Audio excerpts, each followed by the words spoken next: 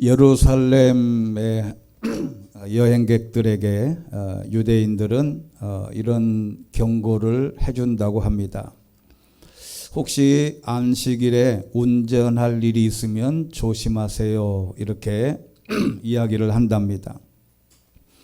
정통파 유대인들이 모여 사는 동네에 갈 일이 있다면 반드시 명심하라고 합니다. 왜냐하면 자칫하면 안식일에 운전을 하다가 정통 유대인들에게 걸리면 돌을 맞을 수도 있답니다.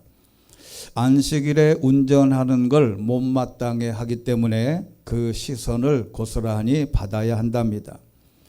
그러면 왜 유대인은 안식일에 운전하지 않느냐? 절대로 운전도 일이랍니다. 유대인은 반드시 안식일에는 절대 일을 하지 않습니다. 밥도 안 해 먹습니다. 성경에는 안식일에는 너희가 사는 곳에 어디서든지 불을 피워서는 안 된다. 출애굽기 35장 3절 말씀에 따라서 밥을 해 먹지 않습니다. 음식은 하루 전 이튿날 음식까지 미리 장만해 둔답니다. 안식일에는 요리도 하지 않고 먹기만 합니다. 안식일에는 비가 와도 우산을 펴지 않습니다. 그럼 흠뻑 젖나요? 물론 우산을 안 쓰고 바깥에 나갈 일이 있으면 비를 그냥 맞고 다닙니다.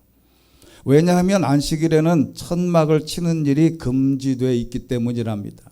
그래서 우산도 펴지를 않습니다.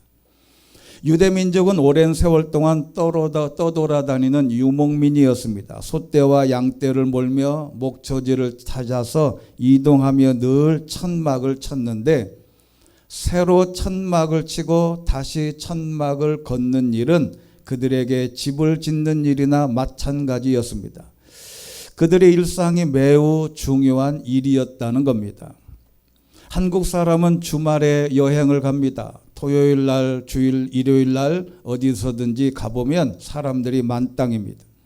안식일은 일종의 주말인데 안식일에 운전을 하지 못하면 유대인은 그러면 주말에 여행도 가지 않나요? 절대 가지 않습니다. 안식일에는 집 밖을 나오는 예가 거의 없습니다. 안식일은 일종의 다들 집에서 머물면서 쉽니다. 여행은 안식일에 가지 않고 주로 여름 휴가 때 간답니다. 만약 안식일에 차를 몰고 유대인 마을에 가면 어떻게 되느냐 묻는 사람들에게는 돌을 던지는 유대인을 만날 수도 있답니다. 유대인 마을 아파트에는 안식일에는 주차장 출입구를 아예 봉쇄해버리는 곳도 많습니다. 운전을 절대 못하도록 막는 겁니다. 안식일에는 전기 스위치도 켜지 않습니다. 불을 피우지 말라는 안식일 규정 때문에 그렇습니다. 가스레인지에 불도 켜지 않습니다. 냉장고 문도 열지 않습니다. 엘리베이터 버튼도 안식일에는 누르지 않고 모든 아파트 건물마다 자동으로 1층서부터 10층까지 있다면 자동으로 서도록 다 조정을 해놓습니다. 타고 내리는 사람이 거의 없습니다. 왜 그렇게 안식일을 지키는 걸 중시하냐? 성경에는 10계명에도 있습니다. 안식일을 기억하여 거룩하게 지켜라. 그것이 유대인이 하나님과 맺은 언약, 약속이기 때문에 그렇습니다. 유대인의 안식일은 금요일 해질녘부터 토요일 해질녘까지 그 시간입니다.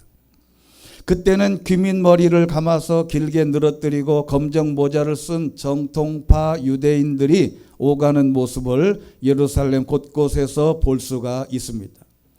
구시가지에서 통곡의 벽까지 걸어가서 기도하는 정통파 유대인들이 꽤 있는데 단 안식일에는 할 수 있는 일은 딱 하나입니다. 성경을 읽거나 기도하는 건 괜찮습니다. 팔레스타인 사람들은 그리스도를 믿는 사람들의 안식일은 다릅니다. 즉 이슬람교는 이슬람교의 안식일은 금요일입니다. 예루살렘에서도 무슬림들은 금요일에 가게 문을 절대로 열지 않습니다. 그리스도교 즉 기독교의 안식일은 바로 오늘 우리가 지키고 있는 일요일 주일입니다.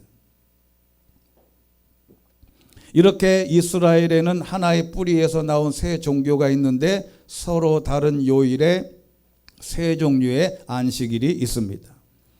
이것이 무서운 율법적인 신앙관인데 우리는 한국 기독교는 예수를 믿는다고 하면서도 이 모든 환경과 이 법규를 무시해 버렸습니다. 이대로만 성경에서 말씀한 대로만 그대로 정통파 유대인처럼 했다면 한국의 기독교는 더 확고한 영향력을 발휘할 수도 있었을 겁니다. 우리 기독교는 은혜만 강조했지 이 놀라운 규범을 무시했습니다.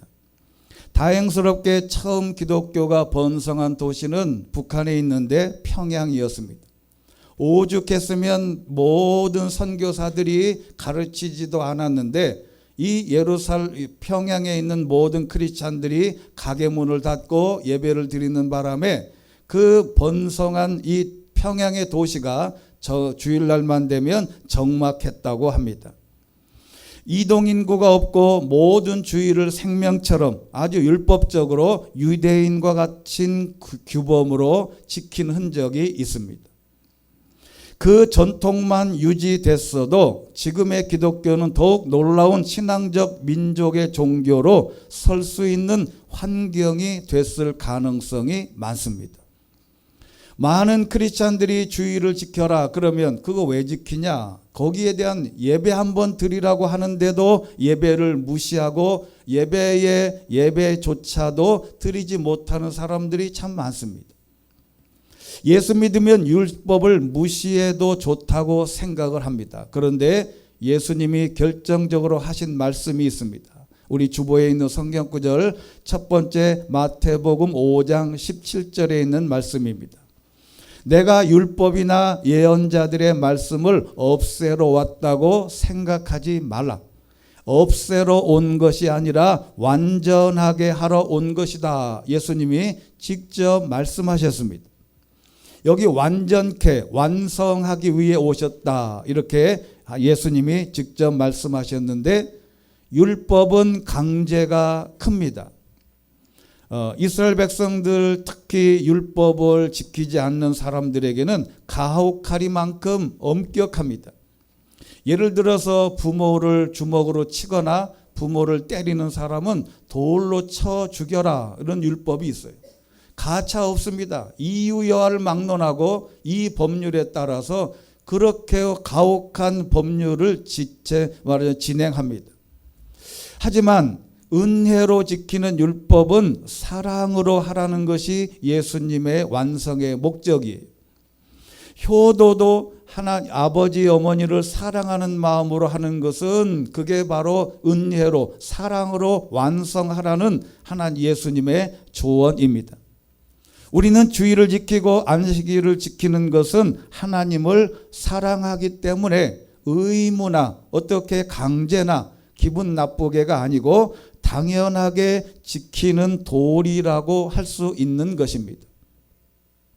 오늘에 있는 말씀은 크리스천 작가인 어떤 크리스 다든이라고 하는 이 사람이 블로그에 크리스천의 삶을 변화시키는 7가지 습관 이것을 소개한 내용을 제가 이번 주에 읽고 묵상하다가 이 말씀을 중심으로 말씀을 오늘 준비했습니다.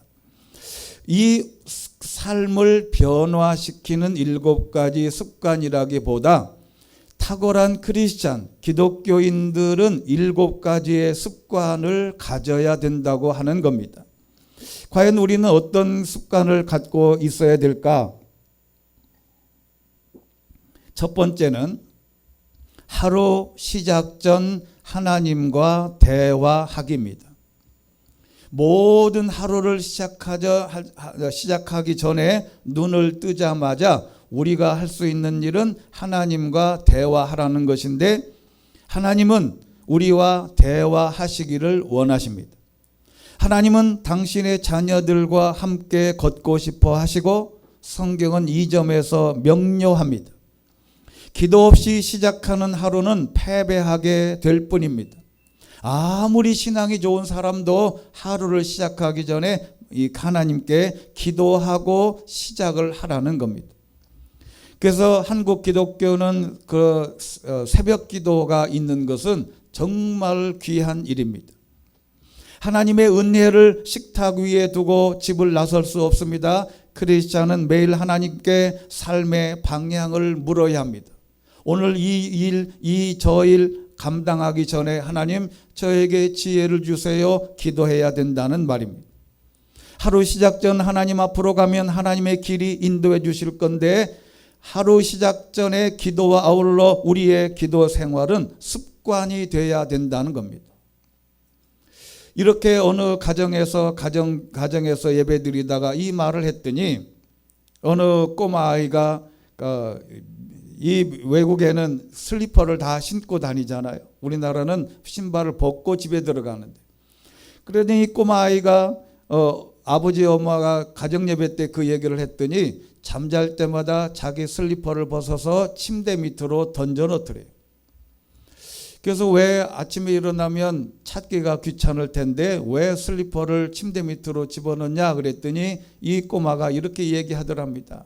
엄마, 아침에마다 기도하라고 했는데 아침 깨자마자 기도하기가 자꾸 잊어버린다. 그래서 하도 잊어버리길래 슬리퍼를 신으려고 보면 슬리퍼가 없다. 그러면 어디다 뒀지? 내가 밑에 넣었지. 요때에 슬리퍼를 찾기 위해서 무릎을 꿇는 순간에 기도해야지 라고 했다는 거예요. 우리는 이 기도 생활이 늘 잊어버립니다. 여러분, 오늘 본문에 있는 누가복음 이 본문에 있는 첫 절이 예수님께서 습관을 따라 라고 하는 이 습관이라는 단어가 굉장히 중요한 단어입니다. 이게 정통 유대인뿐만 아니라 크리스찬들에게 습관이라는 말은 헬라어로 에도스라는 말인데 관습이나 법에 정해진 습관입니다. 이게 법으로 규정된 관례예요. 즉 예수님이 안식일 뿐만 아니라 습관을 따라 기도한 것은 이미 기존적으로 정해진 규칙에 따라서 기도한 겁니다. 자, 여러분, 당시 유대 사람들은 하루에 3번을 정기적으로 기도해야 했습니다. 오전 9시, 12시, 오후 3시. 히브리 시간으로는 오전 3시, 6시, 9시. 즉 우리 시간으로는 9시, 12시, 오후 3시, 3시간 간격으로 반드시 기도해야 됩니다. 규칙적으로 성실하게 신앙생활은 우리의 신앙을 점점 더 성숙하고 능력 있는 신앙으로 이끌 겁니다. 예수님도 바로 이 규정에 의하여 습관을 따라 정기적으로 기도하셨다는 겁니다.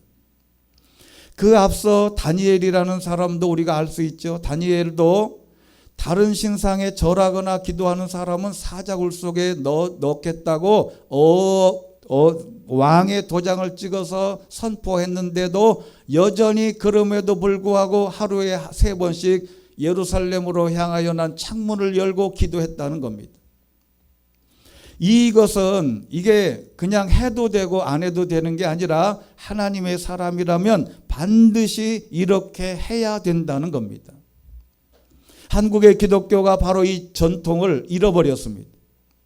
심야 기도에, 새벽 기도에, 3일 기도에 모든 것이 중요하지만 더 중요한 것은 하나님의 교회에 나오지 않아도 하루에 3번만큼은 정해놓고 기도하면 놀라운 신앙적 발전과 유지가 될 줄로 믿습니다. 이것은 개인이 결단하고 개인이 정해야 하는 거예요. 하루에 최소한 1분이라도 규칙적으로 습관적으로 기도 시간을 갖는 것, 이 습관이 우리의 신앙을 위대하게 만드는 첫 번째 조건입니다. 두 번째는 영혼이 성장할 수 있도록 신체적 운동하기입니다. 여러분, 우리의 육체는 아무런 가치가 없다고 생각하는 크리스찬들이 간혹 있습니다. 우리가 하늘나라 가면 내 육신은 썩을 건데 신체는 영혼과 달리 일시적인 것이기는 하지만 성경은 우리 몸이 하나님의 성전이라고 말합니다. 두 번째 성경 구절 고린도전서 6장 19절입니다. 같이 한번 읽겠습니다. 시작. 여러분의 몸은 성령의 전입니다. 여러분은 하나님께로부터 성령을 받아 여러분 안에 모시고 있습니다. 여러분은 자신의 몸이 자기 것이 아니라는 사실을 알지 못합니까? 아멘. 여러분, 몸은 그대로 body, 이 몸이에요. 이 몸은 사람이나 동물의 신체를 말하는데 크리스찬은 신체 건강을 위해 노력할 필요가 있다는 겁니다. 건강이 나쁘면 남을 도울 수 없습니다. 건강이 나쁘면 주의 일도 못합니다. 건강이 나빠지면 몸이 아프면 영적 상태까지 저하될 수 있습니다. 그래서 매일 꾸준히 운동하고 걷고 자기만의 건강 유지 방법을 찾아서 열심히 기도하듯 운동해서 몸을 건강하게 해야 합니다. 우리의 영적인 건강도 필요하지만 우리의 몸도 중요하다 이 말이죠. 저는 걷기도 하지만 저는 테니스 운동을 합니다. 월요일 날 밤, 목요일 날 밤 7시서부터 11시까지 마이너스 13도가 돼도 뛰고 나면 뒤에 이 땀이 송골송골 맺힐 만큼 운동하고 있습니다. 여러분, 사람마다 탁구든 골프든 걷기든 헬스든 자기만의 건강 유지 방법을 따라서 열심히 운동해야 합니다. 그리고 먹는 것도 좋은 거 잘 골라 먹고 해로운 거 골라서 잘 버리고 건강에 이로운 것을 따라서 먹고 건강을 유지하는 것, 이것도 습관이 되어야 한다는 겁니다. 여러분, 빵이 나쁘다 그러는데 어떤 사람은 여전히 빵만 사다가 잔뜩 먹습니다. 그러면 안 됩니다. 그래놓고 건강하기를 하나님께 기도하면 하나님이 그러실 겁니다. 건강하기 위해서 빵 먹지 마라. 여러분, 내가 건강에 안 좋은 것 있으면 그 안 좋은 부분들을 골라내고 건강할 수 있도록 최대한의 노력은 해야 된다는 겁니다. 그리고 세 번째 해야 될 습관 하나는 용서할 대상을 반드시 찾아서 용서하기랍니다. 여러분, 용서라는 것은 예수님이 가르쳐준 주기도문에도 있습니다. 마태복음 6장 12절입니다. 세 번째 성경 구절, 우리가 우리에게 죄 지은 자를 용서한 것 같이 우리 죄도 용서해 주소서. 여기 죄는 호페일레마라고 하는 헬라어인데 우리가 보통 하나님께 죄를 고백하는 하마르티아라고 하는 죄와는 관계가 없어요. 여기서의 죄는 빚진 어떤 것, 즉 도덕적으로 실수를 말합니다.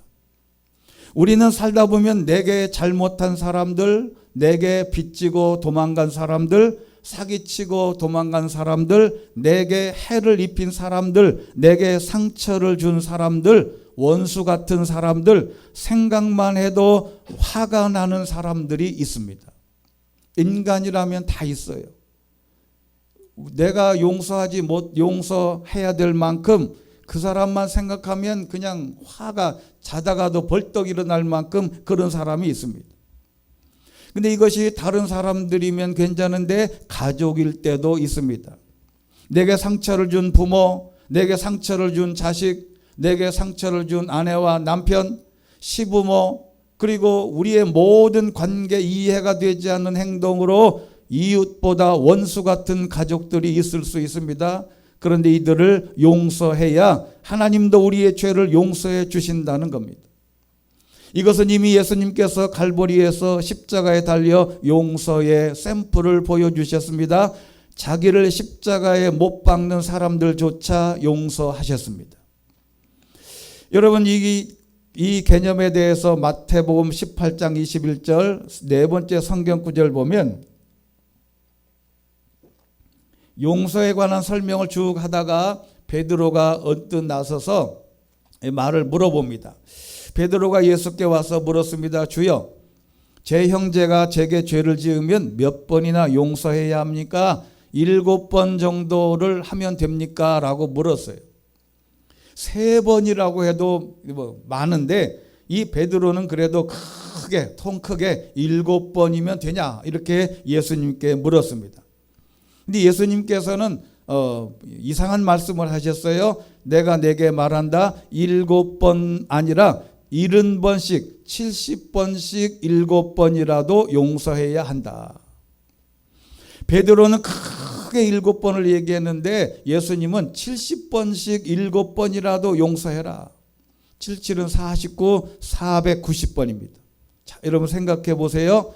어떤 한 사람이 나한테 와서 490번을 죄를 짓고 원수 맺을 사람이 세상에는 없어요.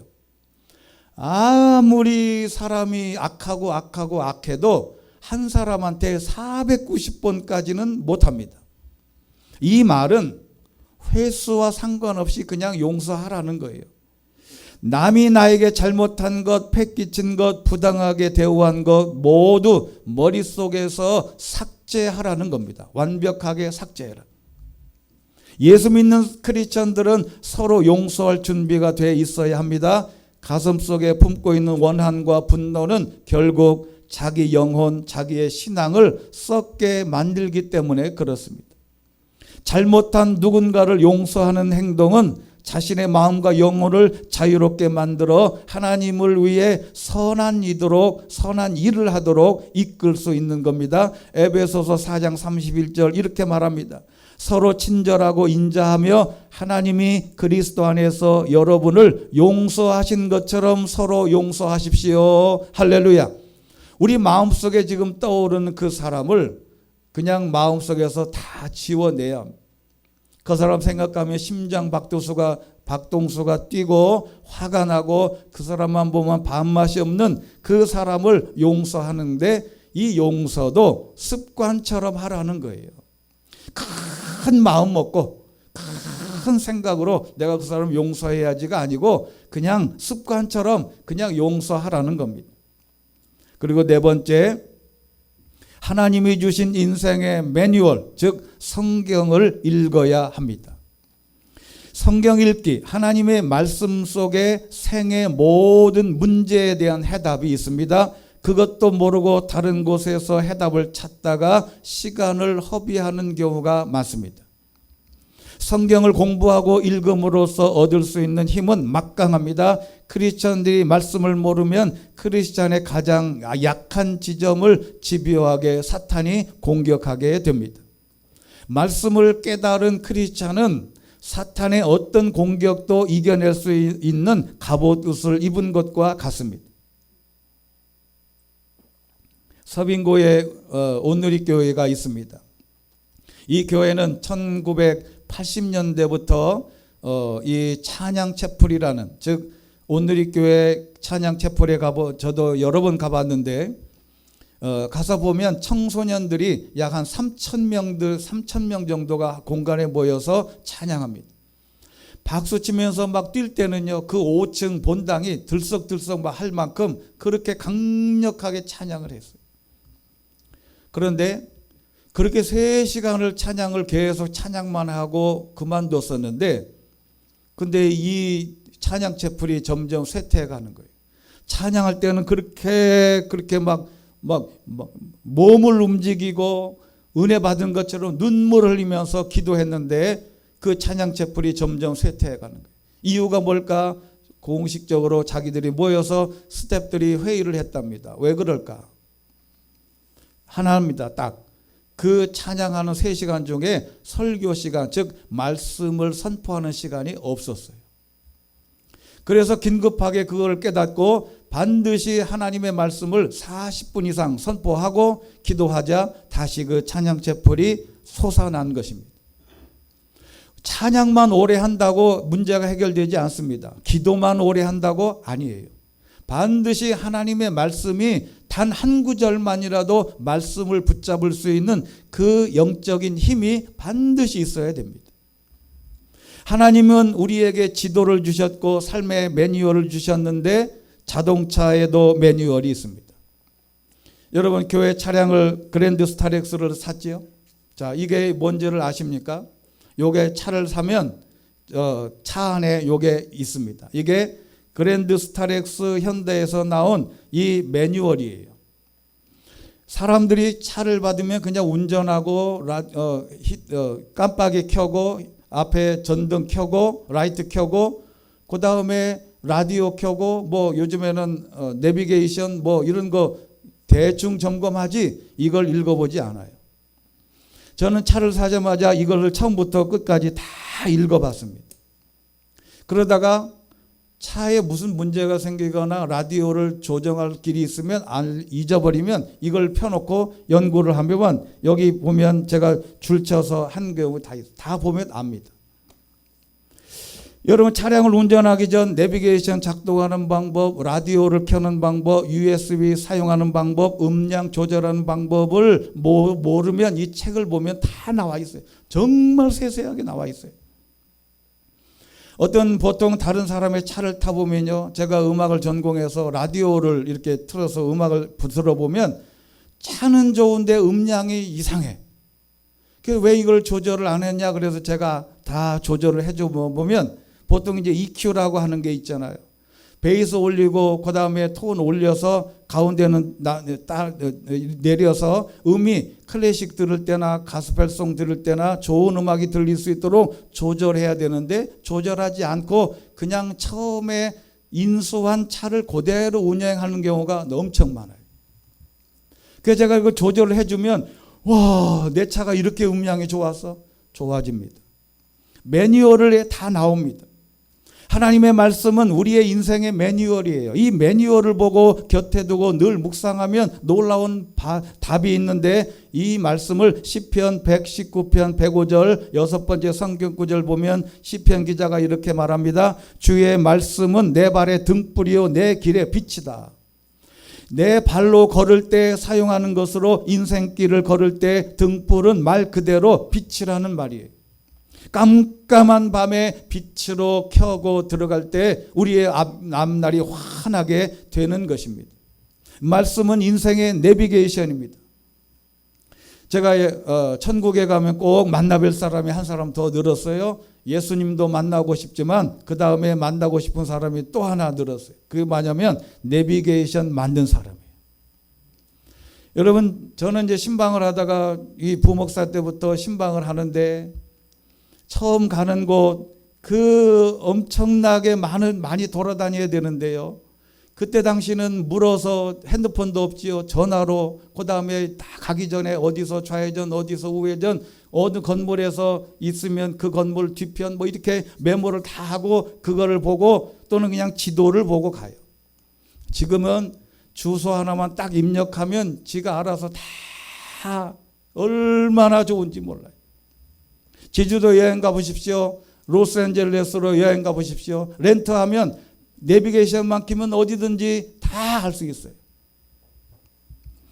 우리 인생길에서 어둠에서 잘 걸어 전진하려면 하나님의 말씀이 나의 내비게이션인 줄로 믿고 하나님의 말씀을 가까이 할 수 있게 되기를 주의 이름으로 축원합니다.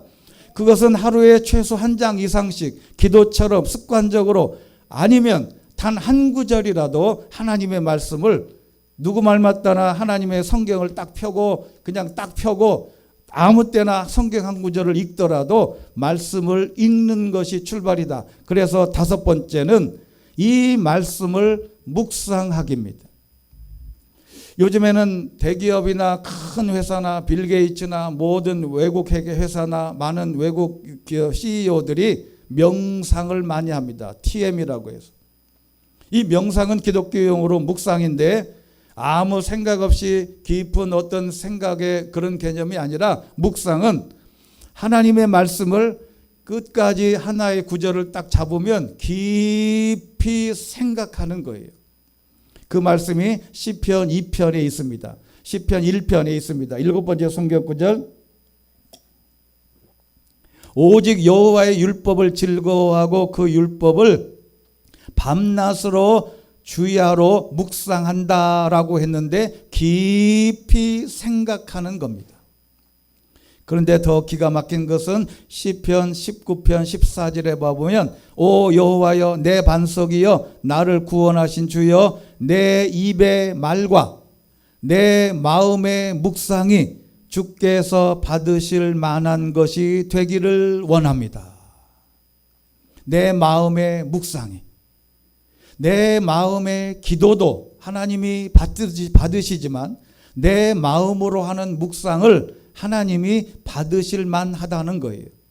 하나님의 말씀을 묵상해 보면, 깊이 생각해 보면, 내가 이 말씀대로 한번 살아봐야지, 이 말씀대로 순종해 봐야지, 이 마음의 묵상이 다른 잡다한 생각을 다 제거해 버리고 이렇게 하면 그 안에서 놀라운 훈련의 결과가 도출되는 것입니다. 현대인들은 생각 훈련이 미흡합니다. 생각을 안 해요. 즉흥적인 것들을 좋아합니다. 우리의 핸드폰에 틱톡이라고 하는 사이트가 있어요. 여기는 이 사이트에는 아주 재미난 거, 이상한 장면을 1분짜리로 다 끊어서 올려요. 1분 안에 재미있는 것을 보여주는데, 세바시라고 하는 우리말로 말하면 간증 프로그램, 어떤 세상에서 어떤 좋은 실력 있는 사람들이 와서 자기의 어떤 인생의 여정을 이야기하는 건데, 이게 시간이 15분이에요. 요즘에는 TV 드라마도 옛날에는 50분 1시간 해서 이것을 그냥 한 번에 딱 방영을 했는데, 요즘에는 그것을 30분 단위로 쪼개요.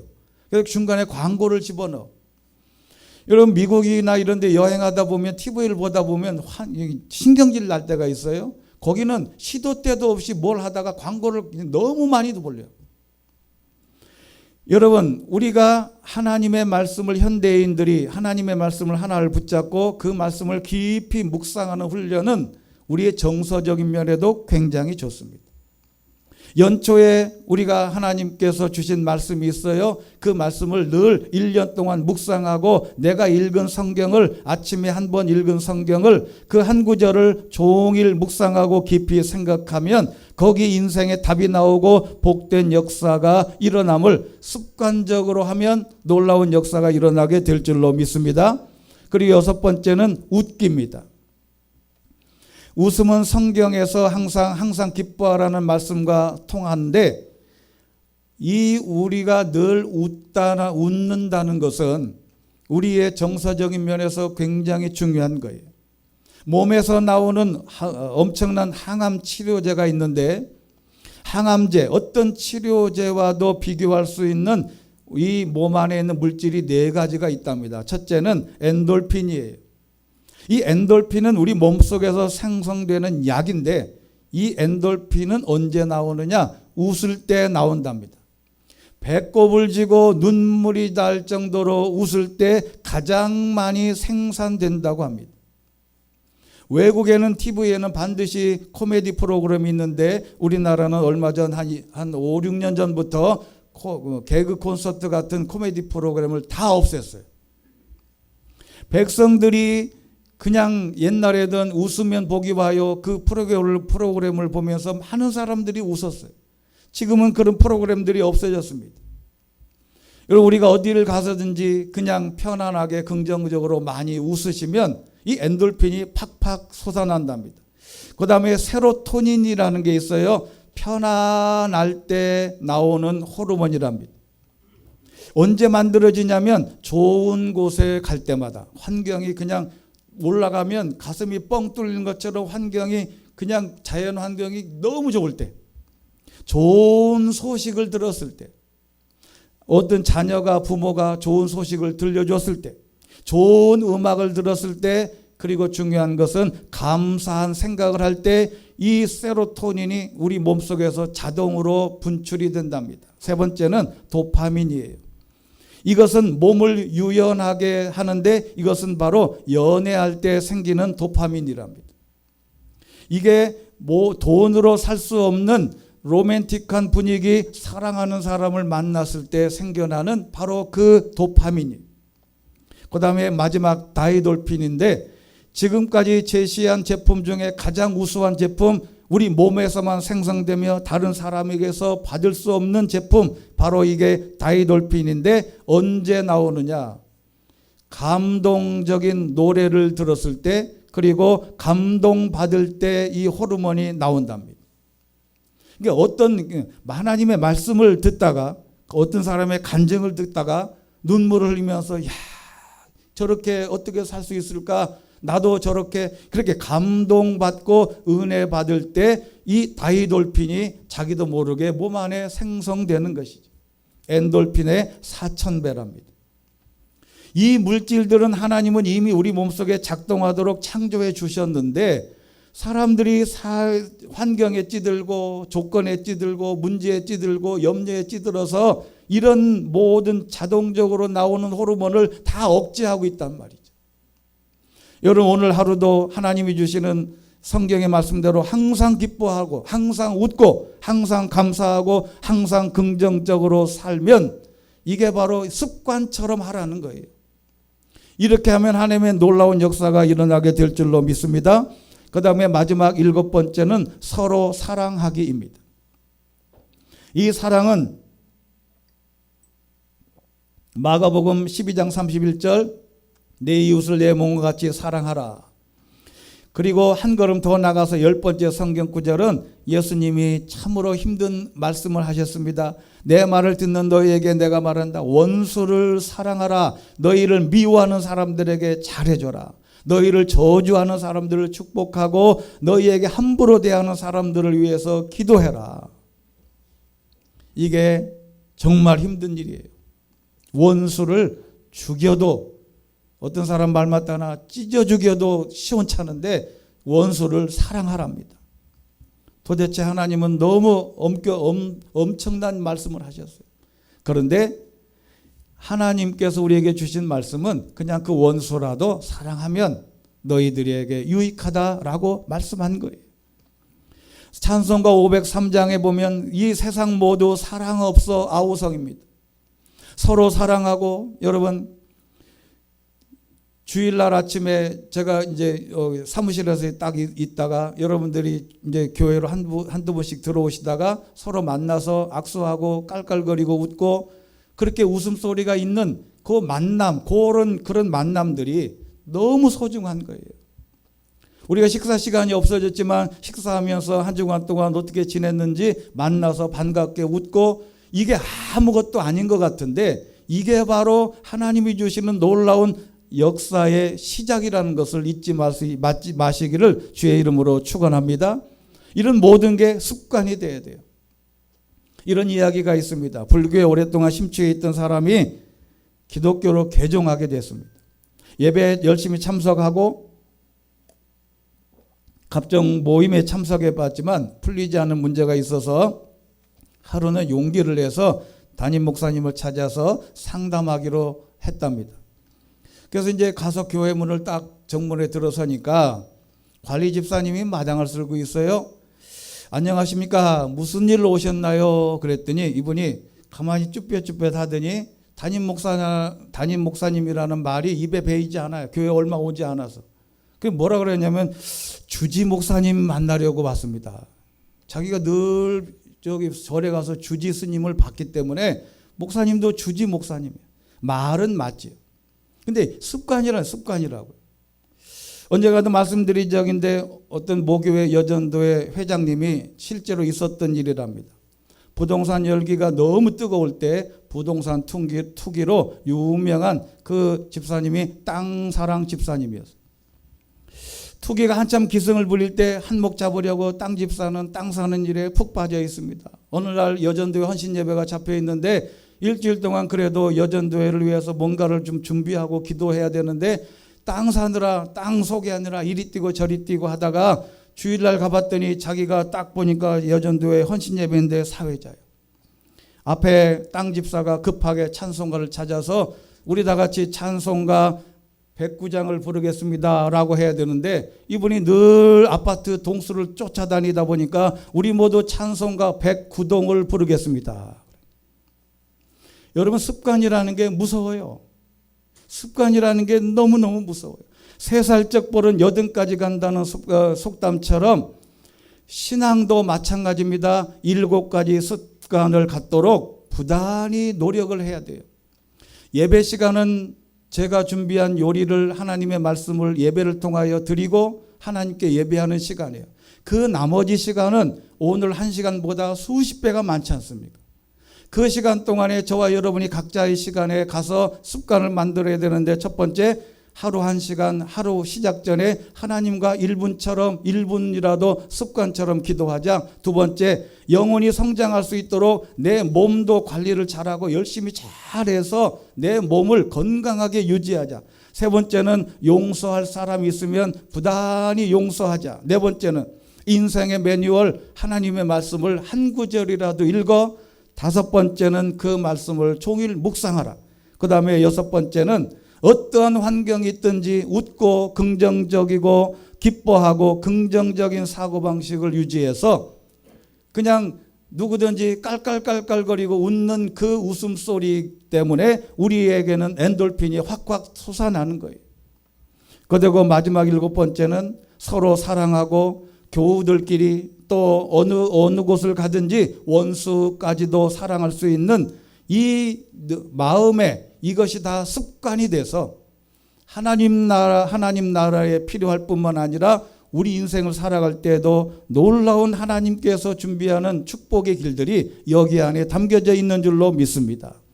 탁월한 신앙인은 이 7가지가 습관이 되어야 합니다. 가정에서, 교회에서, 삶의 각자 터전에서. 그러면 이 영향력을 행사할 수 있고 영적인 신앙인이 되는 것입니다.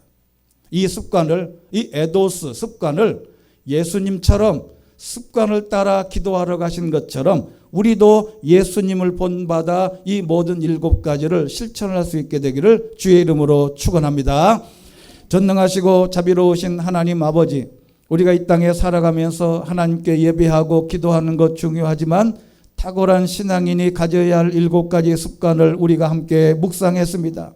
하루 시작하기 전에 하나님과 대화하고 우리의 영혼이 성장할 수 있도록 우리의 몸도 관리하게 하시고, 그리고 용서할 사람을 찾아 반드시 용서하게 하시고, 하나님이 주신 매뉴얼을 읽고 묵상하고 항상 웃고 서로 사랑하여 하나님이 우리에게 주시고자 하는 분복을 누리며 하나님이 주시는 큰 복을 누리며 살아갈 수 있는 우리의 사랑하는 모든 교우들 되게 하여 주옵소서. 예수 그리스도의 이름으로 기도드리옵나이다. 아멘.